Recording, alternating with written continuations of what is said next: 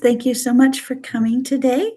I'm Kyla Bayang. I'm the genealogy librarian at the Lone Star College Tomball Community Library. And there's a picture of the front of our library for you to take a look at. And there's all my contact information, and it will be at the end of the slides as well for you. So our library is a joint library between Harris County Public Library and Lone Star College. So in the same building, we have both the college library and the public library, the county public library as well. So that allows us to provide services to both students and to the community. And we are a FamilySearch affiliate library and a book scanning partner. So the genealogy programs that we offer at our library are Root Squad is a monthly program to get together with other genealogists and share stories and our research and discussions and brick walls. The kind of the format of Root Squad is I try to round up things that are new in the genealogy world. So sometimes I talk about software, or if somebody has a question, or if I've heard the same question a lot from people in the library, from researchers that I'm helping, then I think, well, maybe this is something that everybody would benefit from. So I'll bring that up, kind of thing, for the first part of Root Squad. And then after that, there's a monthly presentation, a theme that I encourage people to bring things to share with each other. So they can bring heirlooms or documents or anything stories or research finds or anything like that they like to share with each other. So we have kind of that time together to do that. And then at the end, we move into more of a research time where people can throw out brick walls or talk about things that they're trying to find, and ask if anybody has any ideas on how to work with something that they're working on. So that's what that is. And then we have a monthly lunch and learn program where you bring your own lunch and we all watch a webinar together and learn a lot, learn together. But the best part of that is usually the conversation afterwards, because everybody tries to bring up what they have learned or what they got out of it, what points and things, or if they have questions or things that are similar that they've worked on, that kind of thing. So it's really a very lively discussion after we watch the video together. So that's fun. We also have a genealogy book study group that meets once a month. And in years past, we've picked one book and studied it, like citations or one theme. And so we have 2 or 3 books, that kind of thing. So this year's focus is DNA. And it's been very interesting because everybody's in a different place in their DNA research and how they're using that. And so we really learn a lot from each other doing that. And another monthly program is Roots Research Help. That is an afternoon of open time that you can come up to the computers, and we have some volunteers that come and help with that during that time. So that's really a lot of fun to do. And the next thing I want to tell you about are our resources. This is one of the reasons that we are a book scanning partner, is because our collection is over 6,000 books, and most of them were received as part of the Chaparral Genealogical Society and Library that was in existence in our area for over 50 years. And when they closed down, those materials came to our library. It's a fantastic collection. Lots of Texas resources, lots of Louisiana resources, but it is a nationwide collection as well. So we have stuff from every state, and it's just a lot of very large amount also of family history books and yearbooks as well. So, and what we have done as in partnership with FamilySearch is that we have gone through the collection and checked for books that were out of copyright or that were that didn't contain a copyright and that we could get permissions for. And so those are being scanned and put up in the FamilySearch digital books area. So we have a set of books that are up there that are available digitally as well, so that you can access those online. We also have a digitization station. So this is a public memory lab area where patrons can come in and bring their materials and digitize them and preserve them in that way, preserve the originals, so that you can, like you could do things like make copies of them from the digital copy, so that you're not handling your originals as much or showing them around, and that you can store those, store those safely. And so all kinds of things, though, not just paper materials, but we can also do audio visual, all of the different types of VHS tapes.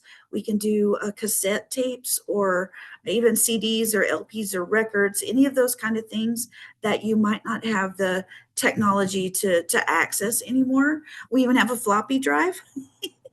So if there was an era where we were putting photos onto floppies, right? So you just never know. Same with CDs. A lot of people have CDs with their photographs on them, and they can't give them off anymore from on their computers. So we do have those. We also have a converter for lots of different camera card sizes. So if you happen to have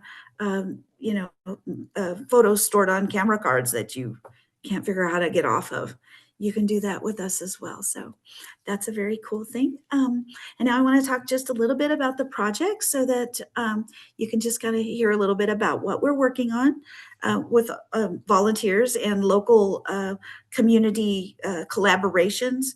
Different people in the area, our local museum, the city of Tomball we're working with all kinds of different things.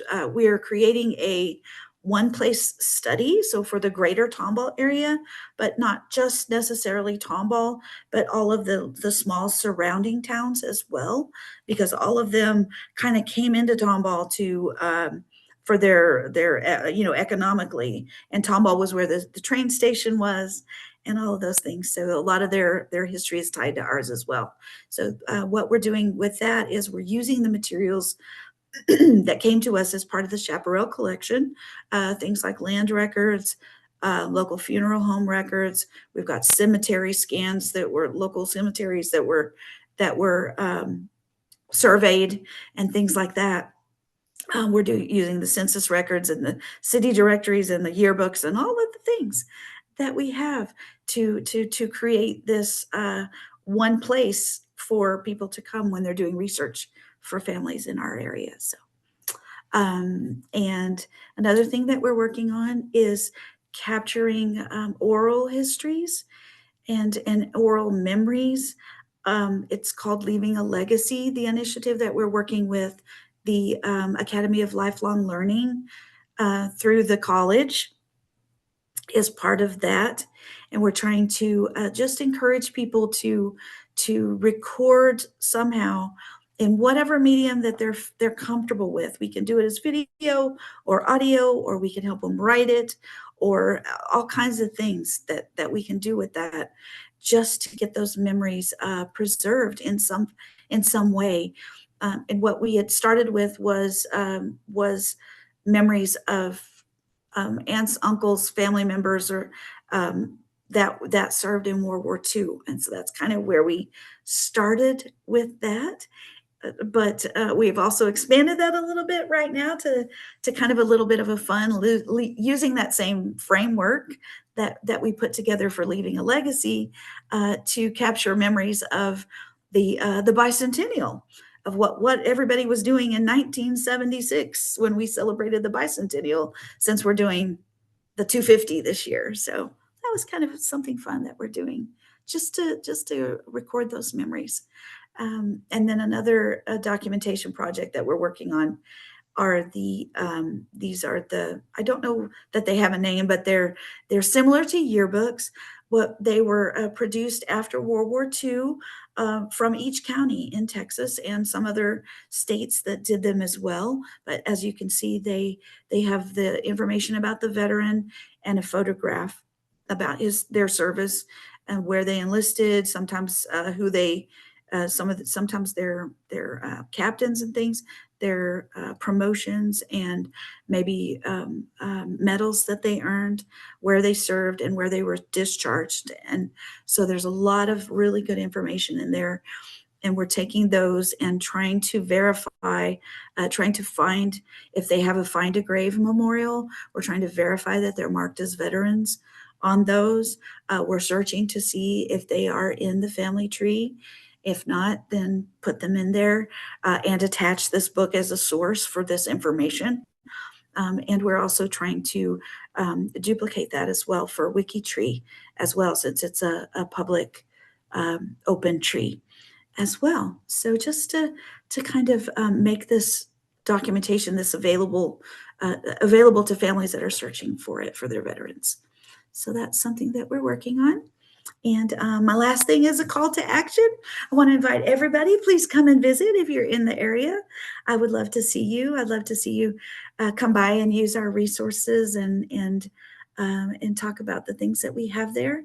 Or maybe consider something similar. Maybe I sparked an idea for you, for your area that you could work in. So just let's see, what else was I? Okay, yeah. So all of that. If you have any questions, I would love to connect with you. You can unmute and ask it out loud if you want, or type it into the chat if you want to do that. Here is my contact information as well. Does anybody have any questions?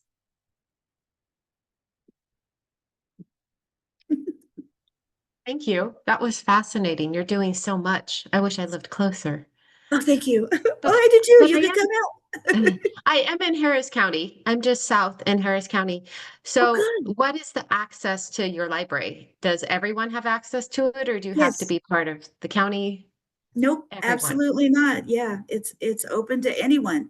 Yes, in fact, yeah, yes, exactly. In fact, anywhere in Texas you can get a Harris County library card. Oh, So, really? You don't have to live in yeah. Harris County. No. No, I you do, don't at but all. Yeah. so cool. You I just don't. love all the different groups and different ways you're getting people to do family history. I think we so often get stuck that there's only one way and it's a certain kind of research, but just all the different ways you're getting people to do families research. That's so amazing. Exactly, exactly. And I absolutely love every person that walks through the door because they're all different. Every single one has, they have not just their own story, but all the stories that they're collecting about their family members. And yes, it's not, I mean, yes, it is about the dates and the names and the places to, for the accuracy and all of the things, but really and truly it's the stories of that bring that bring our ancestors to life, right? Is Absolutely. how they lived and those kind of things. So I love hearing about it, and they're just like, oh, I found, guess what I found, guess what I found, and I'm like, oh yeah, okay, I'm so excited that when I can provide something that to help them find that's really that's really fun. So Amazing. Do you know yeah. of other libraries in Harris County that are similar? I believe we're the only ones that have a genealogy collection Okay.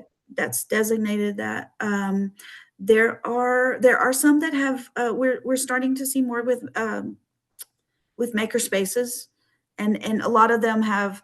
They have a lot of more other things as well. So they'll have things like 3D printers and laser cutters and that kind of thing, and then they'll have digitization equipment in their maker space too. So nobody else has a dedicated digitization station itself, but we're getting there.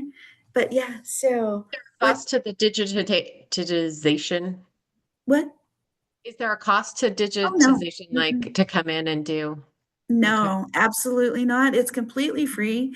And the really good thing about ours as well is that when we put all of this together, we had 5 different, community organizations that donated material, I mean, that donated to create it, and we wrote an American Library Association grant. So it's not even tax money at all. Everything that we purchased for it is, yeah, was community funded. So it was really cool. Yes, yeah, I'm thanks. gonna Good look you up. question. Okay, I'm gonna look it up and make a trip one of these days. That's amazing, all you're doing. very thank you, thank you, thank you. Thank you.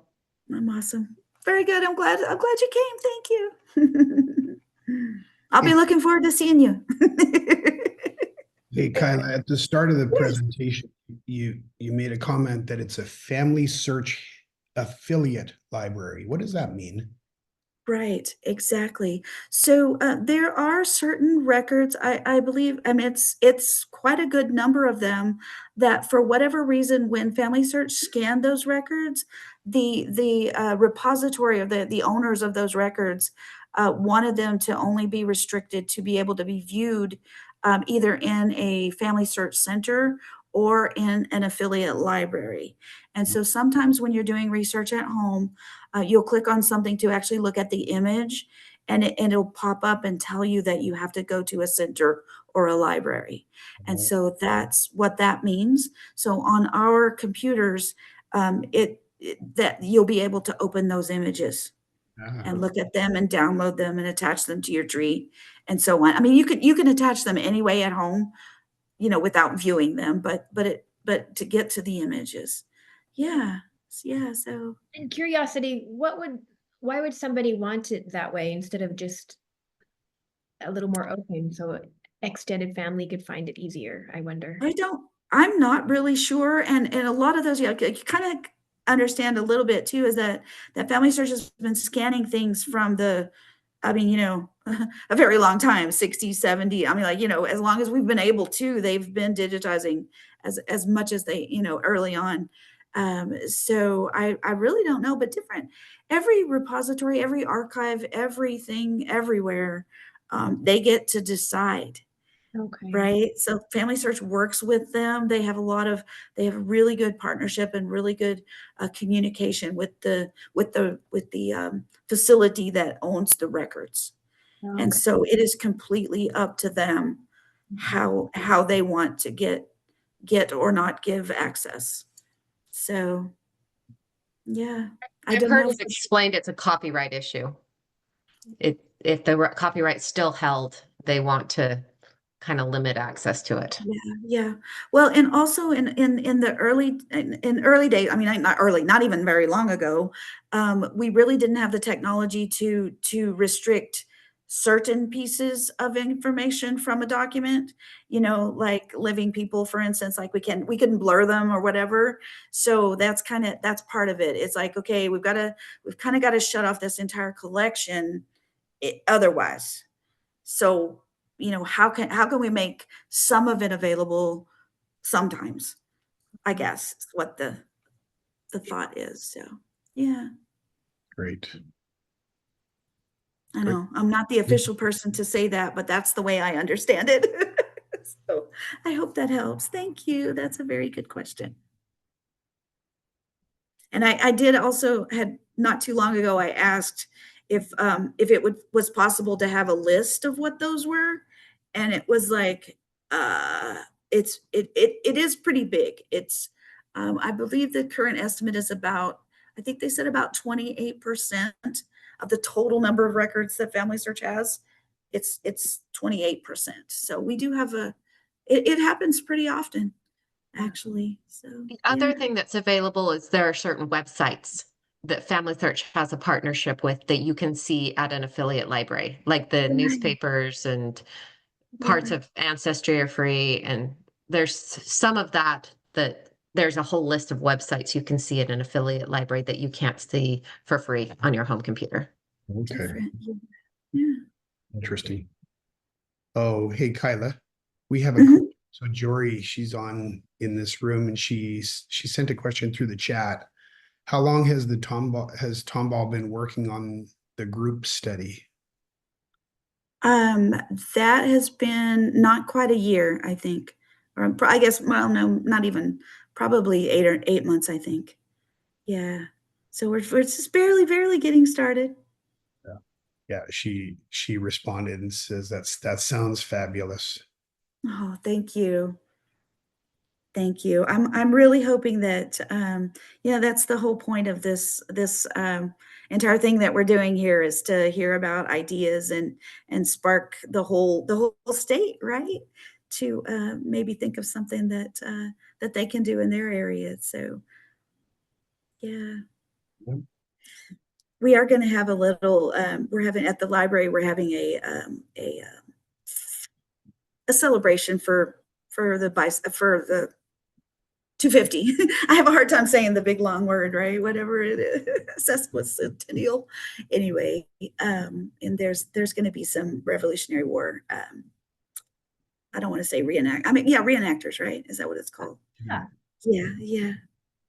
So I think that'll be neat to see. Yeah, Jory just commented that she just came from the Wunderlich Farm presentation. Oh, good, excellent. I would like to catch that on the recording. But Wunderlich Farm, is that what is that? What is Wunderlich Farm? It is actually still, it's one of the first ones of the area, but it's a site that they have buildings and they have people there that you can go from station to station and they'll tell you about, like you're talking about, that Oh, they'll tell you about their life and they yeah, so it is really neat. It's an area farm and still a working farm as well. So An actual farm. yeah, it's very fantastic. for digitizing, do you need to make an appointment or can you just show up? And is your genealogy library open the same hours as your full library? Yes. Okay. Good questions. Thank you so much. Those are very good. Yes, indeed. So the easiest one is the hours. So yes, we are open the full hours as the library. So they're open stacks. So there's not a physical room. So they're in the open stack. So we have, because we're a college library, we also have very extended hours. So Nice. Monday through Thursday, 8 to 8. So we have a full 12 hours, and yeah, on Monday through Thursday, and then Friday is 8 to 6, and then Saturday is 10 to 5. So a little bit less on Friday and Saturday, but yeah. And as far as the digitization equipment, the way that it works is I have there's a workshop. So you register for the workshop, and you'll get a link to an online lesson. And so you go through the lesson ahead of time to kind of go over all of the steps and things like that. And then then once you do that, then you can bring some of your materials to that workshop. You don't have to do it this way, but if you want to bring some materials to the workshop, then we do the hands-on part. So I'm actually showing you and getting you to showing you how to use things physically and getting you started. So that's really the best way to get going when you have something. But you can also just drop in anytime and just ask me. So if once once they come to the workshop, then they're also set up to be able to schedule time on the equipment. So if they do want to schedule a large, like the whole entire day, then the people that have come to the workshop can do that. So if you just drop in, you might not be able to use it if somebody else has reserved it. Okay. So might be a better idea to just send me an email too. If you're going to be in the area and you're like, oh, I just have, I just have this one thing I need to pop in and do, or whatever it is, send me an email and then we'll set something up too. So yeah. And doing the appointments also lets them, when they set up the appointment, they can ask if they need me to help. If they want me to come that first 15 or 20 minutes of their appointment to help them get started again, because sometimes you forget how to set up the equipment from time to time, right? It can be intimidating, yes. So Yeah. that's a great resource. Thank you. And then also, do you help people to clean their film if that's dirty, or is that included in the presentation? It isn't in the presentation, but it's something that I talked to them about. So we do have all of the materials and everything right there for them to use. So they don't have to buy, they don't have to buy stuff. Yeah. And Might have some white residue on some of these old 35 millimeter. You can show me how to gently. right. So there's a little teeny tiny brush that has a puffer too. And so it's a super soft bristle brush, but it also, it's just a little bulb that you push, and so it pushes just a tiny little bit of air, because those reels, they have a really fine gray dust too. Or did you say yours was white? Yeah, some of them are white. That's on it. Yeah. Yeah.